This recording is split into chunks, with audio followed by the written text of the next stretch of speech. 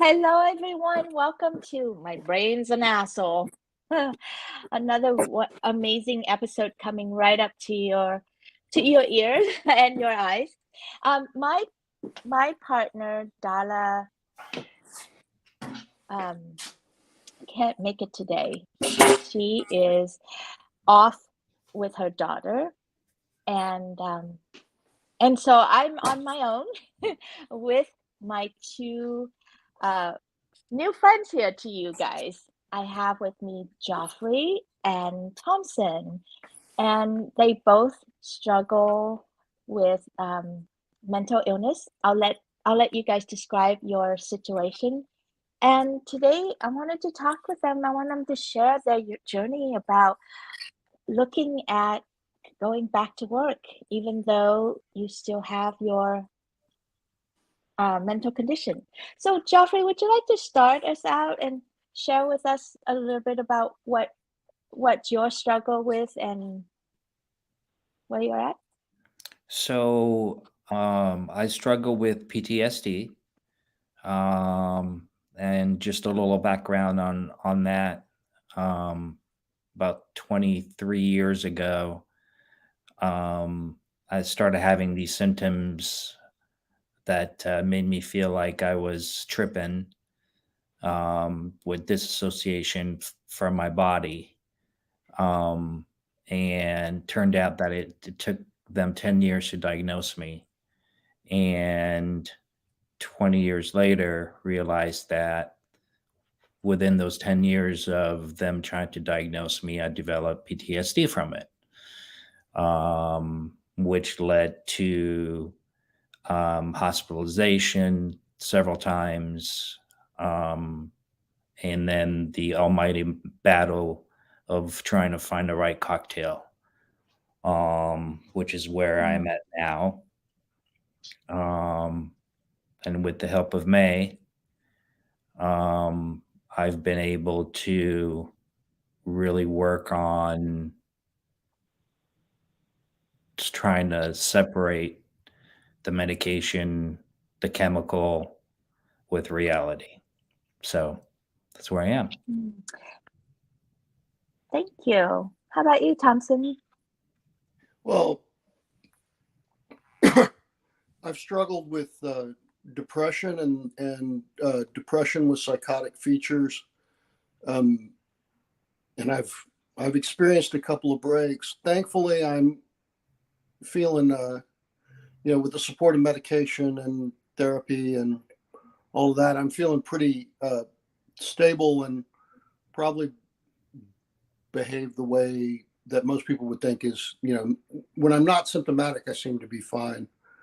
But I do struggle a little bit to make sure that I don't get too upset, because I know when I get too upset, it doesn't work out well. Hmm. Makes me want to ask. Actually, why don't we just put the phone down and it's okay if we don't have good light on your face, so that way you're more comfortable on the conversation. There you go. All right. And so, gosh, I want to know a little bit more. Um, so what happens at your worst? Like you said, Thompson, when you're upset, that's not very good. So what does that look like? And how does that impact uh, work or other relationships around you? Well, And the same goes for you, Joffrey. well, Go ahead. certainly when I'm, what we're calling at my worst, I'm my my cognitive ability is impaired. Just my ability to concentrate, my ability to follow through on tasks. Certainly, and this is like directly diagnostic. I'll start to speak real slowly because I'm trying to bring. I'm trying to bring my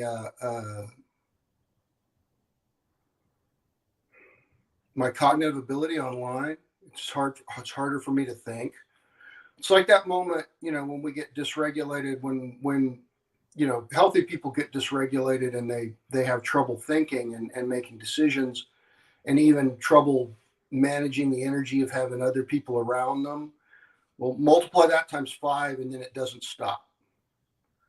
Seems so painful, honey. Yeah, and it's really alienating. Certainly, people around you react to you not feeling well. Some of them with probably reasonable fear because you're not predictable. I mean, I'm lucky. I don't tend to get violent or fly off the handle, but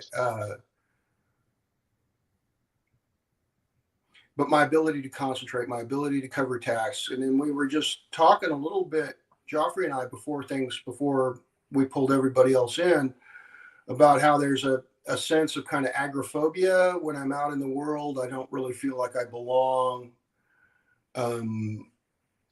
You know, that feeling you get when you just want to curl up in the bed because everything's too much times 10. So am I kind of making sense? Yeah, thank Definitely. you. Go ahead, Joffrey. Yeah, no, I'm, you know, when I was before I left work, I would get that sense of just wanting to go hide in a corner. I'm able to do my job, but I'm just able to, you know, then I just want to go curl up. But every time like there was a function or I had to go do something, it was like, oh fuck. Like I do not want to go do this. I want to stay home. And I just want to be home. That's my comfort zone. That's my safe house. So yeah, I know the feeling of, you know, wanting to isolate from the situation. From life, from outside world. Yeah, from the outside world. Yeah. You know, and I'm historically, like I told you before, May, I was like, you know, I've always been like the life of the party. I've always been the social one. I've always been Mr. Social PR to not wanting to leave the house. It's like, what the, you know, it's like, Wow. Yeah. you know, it's just weird. So it makes me, I have to just ask that how does it feel being on this podcast and being on camera talking about this? Does it feel scary and vulnerable also for both of you? Well, not for me. I look at this as if can be helpful for other people, then I'm, you know, with all the struggles and pain I've gone through, if I can help other people prevent them from going through the same thing, then whatever I can do to help. Thank you. How about you, Thompson? You know, it does have a little bit of a charge for me because I'm as you can imagine, I'm not super proud of my symptomatic self. It's a painful place to be, and to even just remember it kind of brings up some of that a little bit. Yeah. But you know, I'm not fussing right now. We're working it through.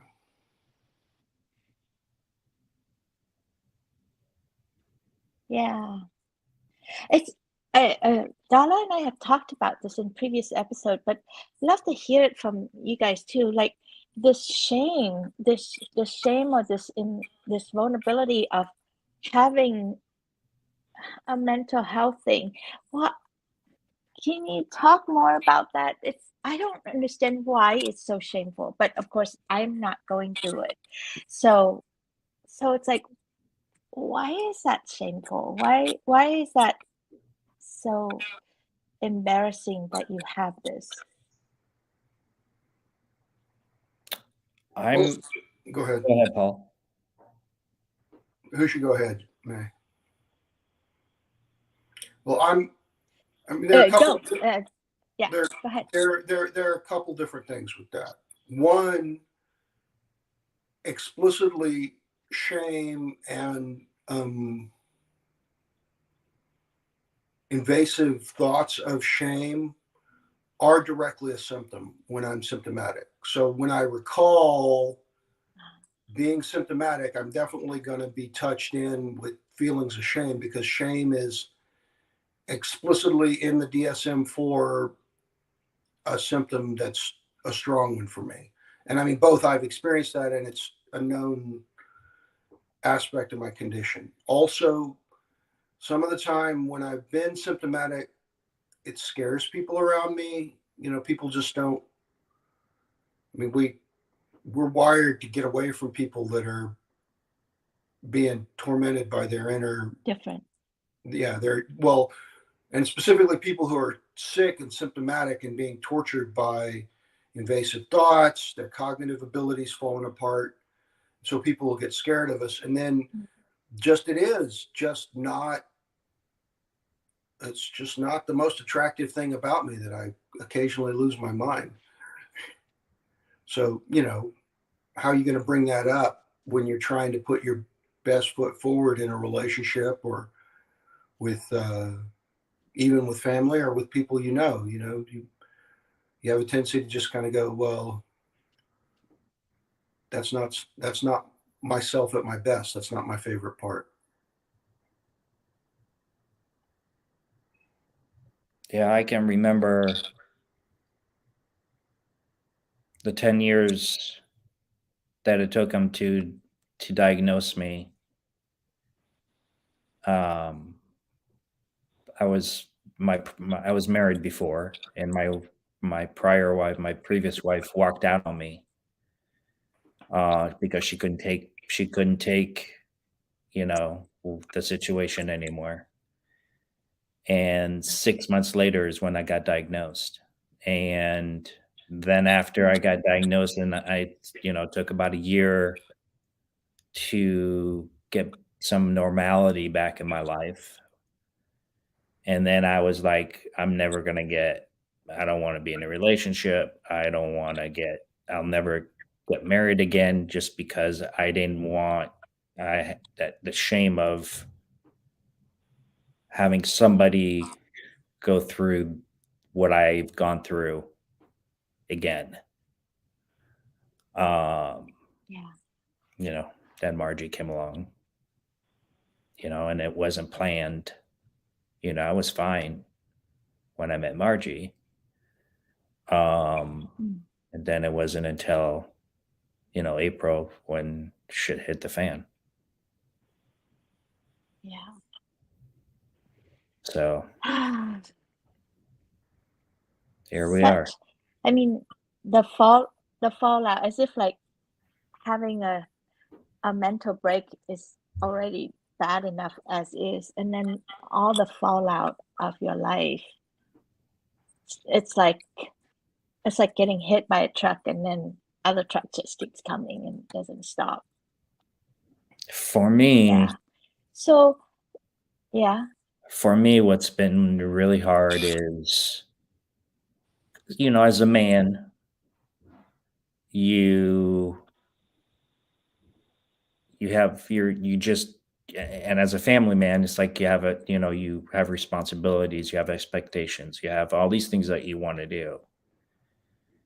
And this illness has really kind of not halted, but really put a sharp hold on it, or restrictions. And for me, that's been the hardest thing to adjust to. Yeah.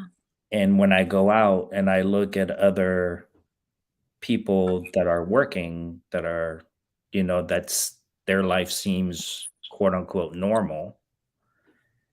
that's what's gotten to me. Like, and then I get that feeling, I want to just go home and just chill.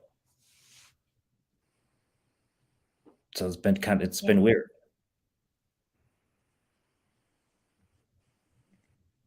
And that's why we're here to Yeah. even start talking about how do you start thinking or working your way toward going to work again. That seems so painful. I mean, for me, the thought of going back to work is absolutely painful. Um, but I don't have anxiety to be around people and all that strangeness and so what's it like for you both?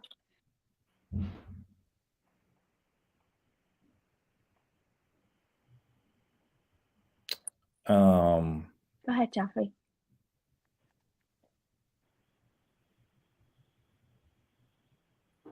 it's kind of weird because I'm still quote unquote working, even though I'm doing it remotely. So I'm Yeah. 50% still have a foot in.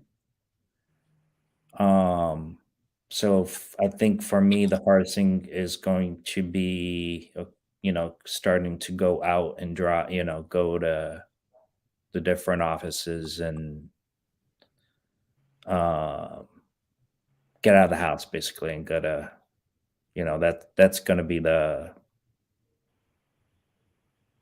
part that's going to change as far as my work. And what is it that you do?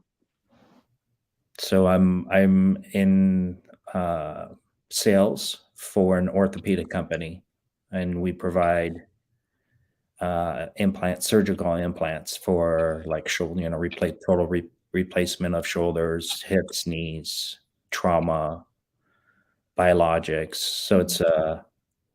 it's an orthopedic device company, um, Yeah. and I'm a So then regional. when you when you go out to work, do you then I mean, your mental frame, you can still remember everything. It's just the anxiety of being with people that's getting in the way, or is it a failure of cognitive thinking that you have to worry about? It's the anxiety just kick in and just being in any situation, just being in the situation, just being, even it's sitting in my office with nobody around, on my computer, I have just, I'm not at peace with myself, and it's this constant, just, when I'm symptomatic, it's just this constant, anxiety. And it's like, I just want to do what I got to do so I can leave to come home, you know, Yeah. and then, yeah, it's just been awful. Like, I hate it. I want to be able to go to work and, okay, let's do this, you Yeah. know? How about you, Thompson? My, I mean, I'm pretty grateful that I'm not symptomatic, so I'm not worried about. I don't have the anxiety about being around people, and my cognitive ability seems to be, operating at least at the level that I'm at. You know, I've kind of taken some time based on my last break, and I'm mostly concerned about finding or creating a work situation that doesn't push me, that doesn't cause me to feel, the kind of the kind of constant anxiety that starts to build up and derail me. Um, and I think the last job I had was a poor fit culturally. Um, and I'm ready to move past that. I'm ready to start making the work feels great and matches. And, kind of the fact that I have this background mental health condition, thank God it's managed right now. And that's not so much on the top of my head. Yeah, and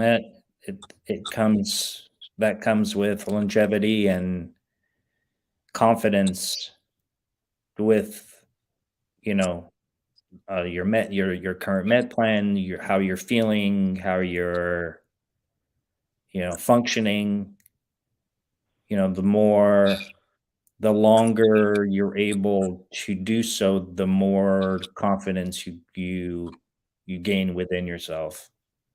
At least that's how I judge it. Well, yeah. I mean, Yeah. I have absolutely. another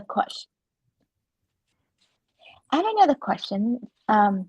What's so from all the men that I've been with and worked with, the inner drive to protect and serve and provide has always been the thing that defined them. How does that impact you? I mean, how do you, what happened there for you guys? What do you mean? What happened? Do you still, I mean, do you still feel like you can protect, provide for your family, protect and serve, and you feel like that strong man that you have been proud to be and worked so hard to become or be? Is that still there, or does that get impacted by the illness and make you, I don't know, more secure or less secure in your body? Or what's your definition of who you are now in relationship to work or to your family or whatever? So many questions. I'm sorry. Pick one. I mean, it's definitely impacted. Um, you know, my confidence as a man and I'm not feministic or any way, shape, or form. But just as a man, it is just like it's just an innate thing that we have that you we want to be in charge. We want to provide. We want to um do all those things, and I've struggled. That's been one of my struggles is, I feel like I'm a loser because I'm sitting here, Mm. um, can't even, I mean, you guys saw me 3 weeks ago. I've been going through 8 months of this shit, and 13 med changes. Like, y- yeah, you can't even leave the house. You look at, you start looking at life like, what am I doing? What's going on? Yeah. You totally lose your sense of manhood when Mm. when you're going through it. How about you, Paul? Well, I mean, that's all super huge. I mean, you know, my first symptoms were brought on by kind of that role changing for me because they came on about the time my kids became fully adult.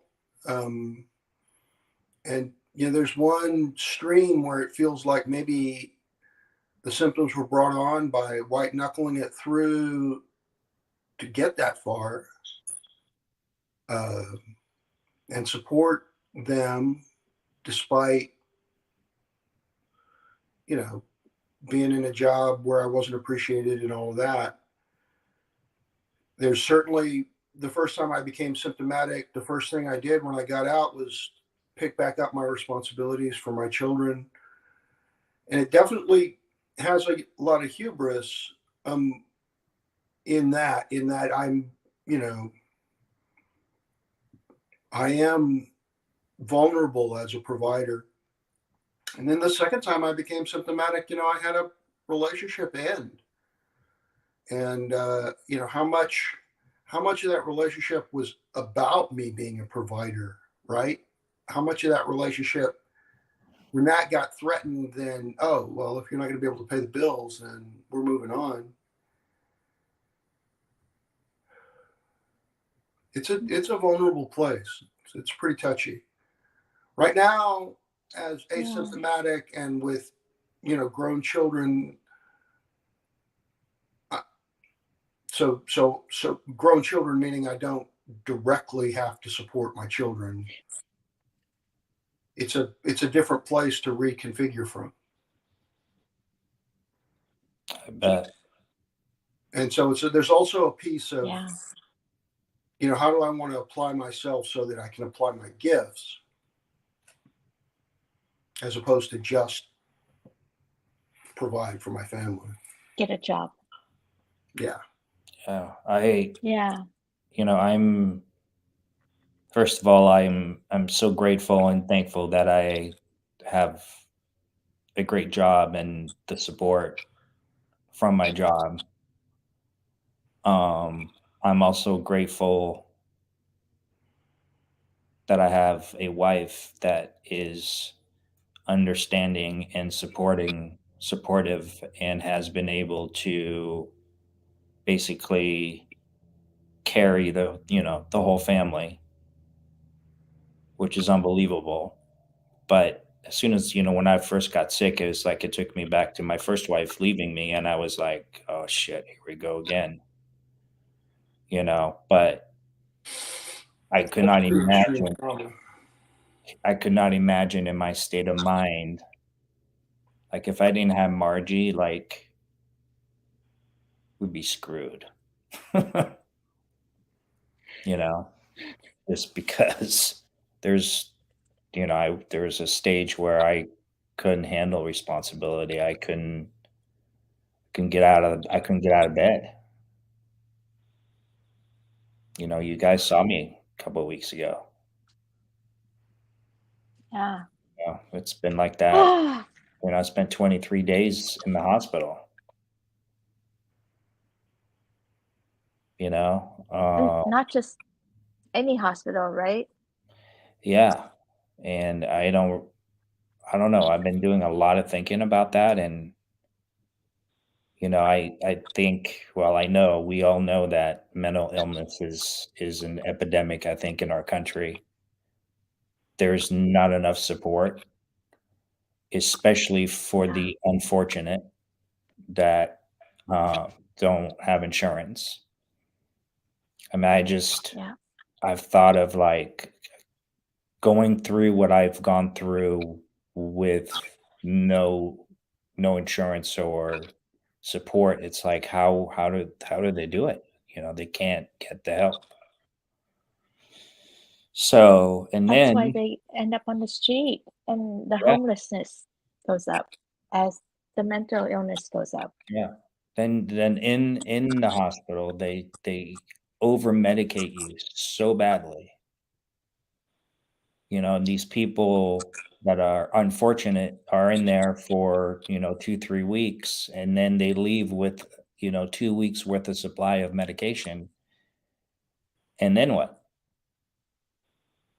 Then they totally come off those medications. They go through all the withdrawals, on the street. Like they have no support. It's like, what's the use if they can't get their medication after the fact? You know? Anyway, it opened my eyes to a lot of things, because I saw a lot of things that are,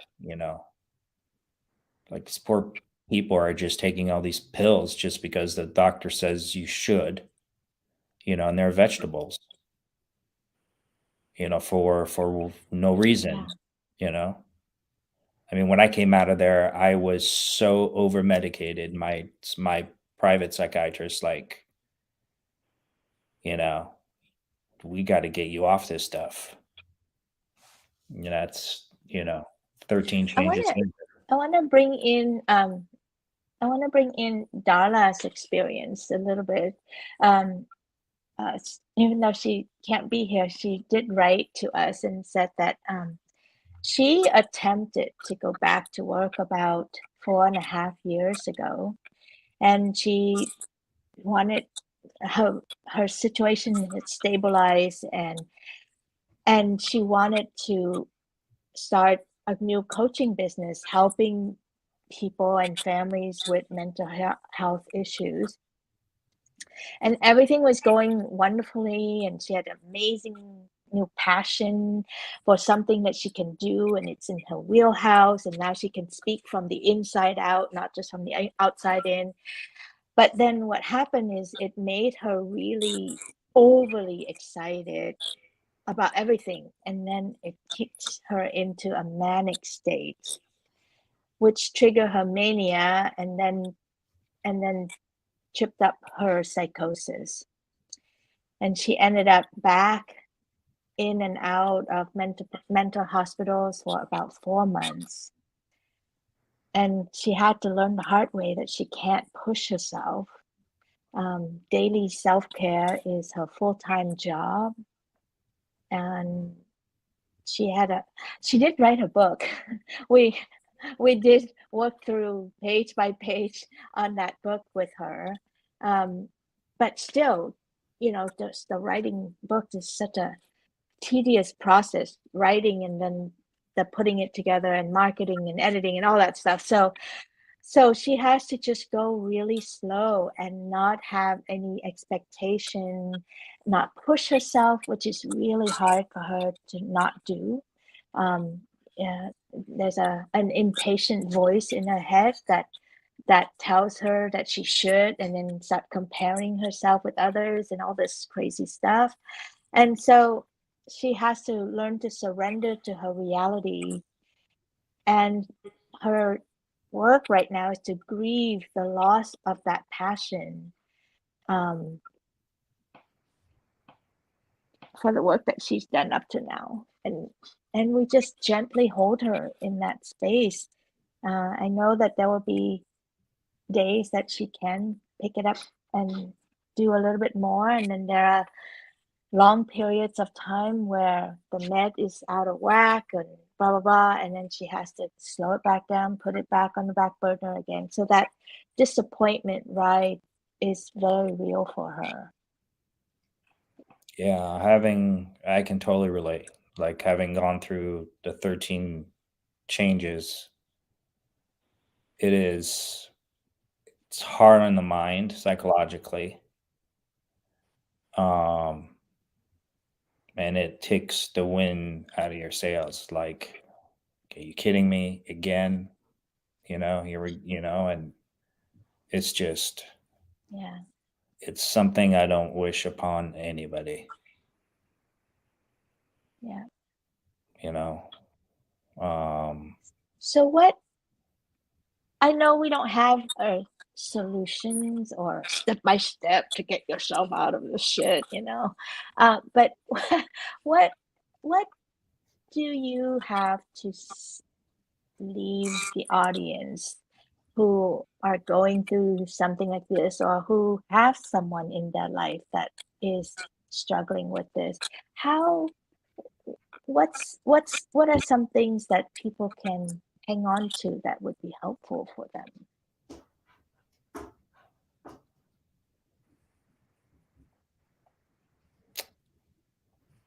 Go ahead, Paul. Well, certainly, and anybody will tell you this. Start now to build up the community of people you trust. I mean, the people that are still here for me on the other side of the worst I've been through, which a lot of them are my family. Yeah. They you can't overstate that. I've been very fortunate that I've fallen in with a care team, psychiatrist, psychotherapist, who, like, just almost strictly out of compassion, they just stepped right up and have stayed with me, and I've got them in the background. Also, you know, when you're feeling good, as you're getting by, you know, it's a good time to build up some muscles in those psychology skills, like the, you know, there's dialectic behavioral therapy, there's some other stuff, but you know, or May's 5 steps to deal with some of your demons when you're healthy, so that when you're sick, they can be settled. Those are some of the first things that come to mind. Yeah, for me, Joffrey?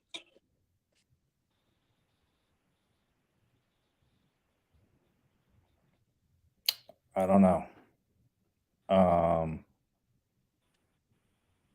Can you repeat the question real quick? Sure. What are some things that you can leave the audience that would give them some kind of handrail to support themselves or those they Yeah. love who are Number, going through something like this? I think number one, you have to identify the issue, identify what it is that you're going through, making sure that you get the proper help. I think it's crucial to have a psychiatrist and therapy combined together. Because the therapy really helps you understand, and at least for me now, going through this with you, the separation between the chemical imbalance and what the chemicals are doing to my thought patterns, and knowing that, hey, it's temporary, we're working on it. That's where the meds come in. And I think together you will find balance and stability.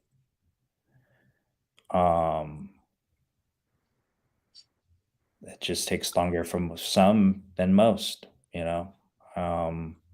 Yeah. So far, I'm almost 9 months into it this time, which I can't believe it's been 9 months. I missed the whole summer, like, where did it go?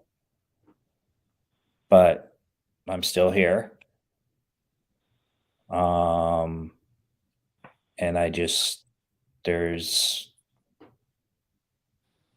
there's hope. And it's temporary. That's the biggest thing you gotta get out of this. Like, it's temporary.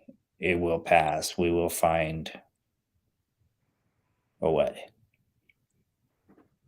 Yeah. But Yeah, this is the most important. From supporting Dara and now Joffrey and being with Paul, I see a couple things that seem to be helpful. Like, one is to go really slow, like let go of all expectation of how you should be or the day should turn out or what you should be doing. That should thing is terrible for all humans, but I think it's worse for those humans with delicate brain. It just like it seemed like when Darla gets in the mode of shooting herself, it just seems so painful and unnecessary. And what she really needed to be held and to sleep or to go camping with her family or just to let go of all of that. So that seems to be helpful, is when she can surrender and accept what she can do that day, and maybe that day is an early day and it's a sleeping day or whatever day, so that's one thing. So go really slow, gentle. I learned this little phrase when I traveled to Indonesia a few years back, and every time the guide walk us through something, he would go hati hati hati hati, and it's so sweet and endearing, and basically it means caution, caution, or slow down. It's okay, take yourself. So that's my code word with Dala. It's like hati hati, honey. Don't have to work so hard there. And and then and then do something fun and useful. It's kind of interesting because with Dala, at first, when the idea of writing her book was really confronting, because all that shame came up for her, and then she just started writing one little paragraph at a time, and then she shared it with me, and I loved it, and I loved her, and it encouraged her, and then she started to find something useful out of that, and then she learned to and then she writes more, and she wrote more, and then she learned to speak about it to stranger other than me or my circle of women. And she even went to Toastmasters and did a couple of speech on that. So slowly, hati, she got herself out there and talk about it. It was really fun. And then she got really excited. And she's like, I'm going to go to a conference and speak about this. I'm like, wait. Are you sure? But by then her manic already took over, and she was off running. And I wish I had known to just say, okay, don't do anything. Let me go with you, and I will be the runner for all these things, and you just get to get on stage and just speak, and then come back. And so like you need that kind of sheltering so that you can just do what you can. So anyway, so we learned from that, and now it's the same lesson. It's just slow it down, be gentle with yourself. Whatever happened today, you got up and you put on your pants. That's a successful day. And I think another thing that I've observed from Thompson is he does a lot of meditation, and you speak love. You just oozes love. You don't speak about the things, but you do Twitter, so that's kind of weird. But anyway, you speak love, and you refocus yourself on love instead of expectation. And I see you going very gentle with yourself around that, and that feels really good on you. So I don't know, but those are the things that I've been collecting as observer and supporter of you guys, going, okay, maybe these things are helpful. Well, it's Any definitely thoughts been on helpful. that? Yeah. The therapy, the tools, that you've given me or us. Yeah, I mean, I use them every day. Yeah. Yeah, I'm All definitely right. Any last word from you, Thompson? Yeah. just definitely I'm in a place where I have been taking it slow. And that Yeah. I mean I kind of feel like I have some of it's the illness is part of it, but some of it's just the business of life and just letting it catch up and working through it. So Yeah. We'll have to come back for a future conversation on how do you handle this business of life with mental illness in there, because I think that's another very important angle to dig a little deeper and be a little bit more transparent for people. yeah. All right. Well, thank you, you guys. I'm wearing my Bold Brave Woman t-shirt, but I feel like I should make one for Bold Brave Men, and the back should say, I live with mental illness. What you got? It just makes me sweat just watching, listening, and witnessing you guys. It's so grateful. All right. Thank you, everyone, for tuning in today. This is Mayvu Coach with Dala Mersman, even though she's not here today. And we love these conversations around my brain's an asshole. So if your brain's an asshole, join us, share this with other people that have brains that are assholes. And turning on you like that, it's just not nice. Take good care, and I'll see you next time. Bye. Bye. Bye. Thank you.